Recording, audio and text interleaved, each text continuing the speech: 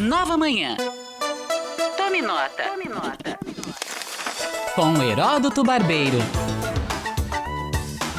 Agora 7h50. Heródoto Barbeiro chegando de fininho aqui no estúdio, delicadamente. Hoje tô estranhando que o Heródoto, ele não tá com uma cola na mão. Será que ele não vai colar hoje? Será que o Heródoto Barbeiro estudou o conteúdo? Decorou, decoreba? Eu acho que tá no bolso. Tá no bolso. Eu tenho vários papéis no bolso hoje aqui. Vários. Mas Bom dia, Heródoto. Bom dia. Hoje eu não vou colar. Não vai colar, Não. Heródoto? Tá bom. Pelo seguinte, uma curiosidade, mais uma curiosidade. A gente ouviu aí a história dos balões, do balão, né? Os americanos derrubando o balão, etc. Balão chinês? Balão chinês, estão correndo atrás dos destroços para saber o que contém. Se tem realmente, aparelhos para espionar os Estados Unidos, a China diz que não tem, etc. Mas tem uma coisa curiosa, é o seguinte, desde quando os americanos têm medo de balão?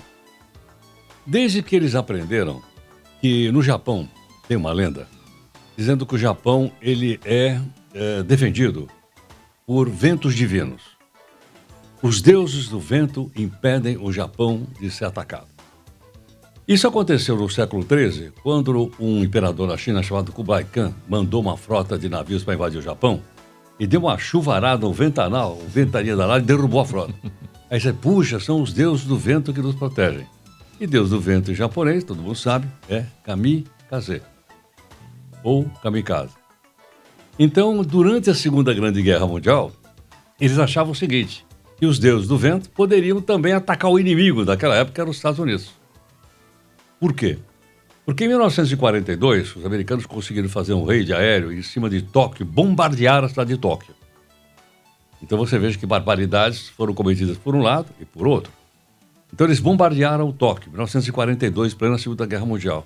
E os japoneses, então, resolveram revidar, bombardear os Estados Unidos, as cidades americanas. Só que eles não tinham condições, os aviões japoneses não conseguiam chegar até lá como chegavam os aviões americanos que tinham base na área. Bom, o que eles fizeram?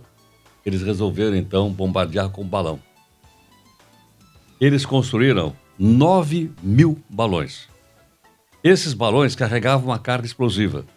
Eram feitas pelas meninas que eram chamadas para o serviço militar, e o balão era feito de um papel muito resistente. Porque eles acreditavam o seguinte, o balão muito alto tem uma corrente lá em cima, chamada jet stream, né? E ela leva para os Estados Unidos. E eles disseram, olha, o deus do vento lá em cima vai pegar os nossos balões e vão levar para os Estados Unidos. 9.000 balões militares durante a Segunda Guerra Mundial. A maior parte caiu no mar. Alguns caíram nos Estados Unidos. 2 só provocaram estragos. Um bateu numa rede elétrica e deixou a parte dos Estados Unidos e do Canadá sem eletricidade. Mas outro caiu numa comunidade no interior dos Estados Unidos, perto de uma igreja, e ficou abandonado lá. E o pastor e a mulher dele, que estava grávida de 5 meses, pegaram as crianças e foram fazer um piquenique naquela região. E uma das crianças, passeando lá por lá, viu o balão. Então ela foi imediatamente chamar os outros e tal, todos correram para ver o que era o balão. E a mulher do pastor, né, que estava cuidando mais das crianças, foi lá ver. O balão explodiu. E matou a mulher, matou mais 5 ou 6 crianças. Então isso foi um impacto muito grande, quase como um ataque suicida. Daí o nome de um kamikaze. Kamikaze, é. E tem, inclusive, no local, não sabia, eu fui dar uma olhadinha, no local tem, inclusive, um monumento mostrando que as pessoas tinham morrido por um ataque de balão. Então, isso é um fato histórico lá nos Estados Unidos. Claro, não tem ligação uma coisa com a outra, mas para a gente ter uma ideia como muitas vezes a história acaba sendo costurada ao longo do tempo. Imagine, uma coisa que nasceu lá no século XIII, em plena Idade Média, criou-se o mito do Deus do Vento e ele foi usado na Segunda Guerra Mundial. Não só no balão, mas também naqueles pilotos suicidas, que todo mundo conhece, já viu em filme, etc., também chamados de kamikaze. Né? Então, acho que é isso que, vamos dizer, de certa forma, além do perigo de estar competindo, tudo aquilo que a gente já ouviu aqui falar da competição pela liderança do mundo entre os Estados Unidos e e a China, ligada a passado histórico. Agora, os americanos estão de olho? Estão. A CIA americana, ela produz a cada 5 anos um relatório do qual eu já fiz 2. Publiquei 2 deles. Um era o seguinte: como será o mundo em 2020? Isso foi publicado lá em 2010. O outro é como será o mundo em 2025. E toda vez, os 2 relatórios, eu publiquei aqui em português, em livro e tal, e que eles dizem o seguinte: grande competidor dos Estados Unidos, a China. Já há muito tempo que os estrategistas norte-americanos olham lá para frente, descartaram completamente a União Soviética, não tem mais, descartaram a Rússia, e se o nosso grande rival é a China. Então há muito tempo que eles estão nessa competição já, às vezes mais morna, às vezes mais ácida, como essa que a gente está vendo agora na história do balão, às vezes a outra ameaça de invasão de Taiwan, né? Que é uma parte lá do território disputado pela China.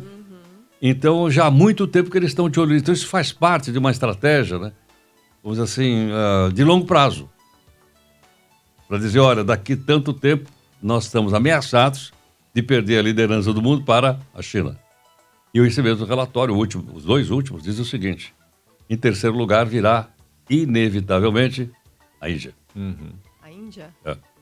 A China sempre foi uma grande potência, né? O século XX foi um acidente de percurso na história da China, porque a China sempre foi uma enorme potência mundial, sempre foi talvez a principal potência mundial. É que a gente aqui no Brasil ficou muito mais sob a área de interferência dos Estados Unidos. Mas a China está retomando um lugar que, na verdade, ao longo da história sempre pertenceu a ela, né? E é claro que é, sim, uma grande competidora mesmo dos Estados Unidos e junto com essa aliança que os Estados Unidos têm com a Europa. Ela né? é um dos 4 países que tem satélite em torno de Marte. Só 4 tem. A China é um. Estados De Unidos Marte? É em Marte. Outra coisa, ela tem uma estação espacial só dela.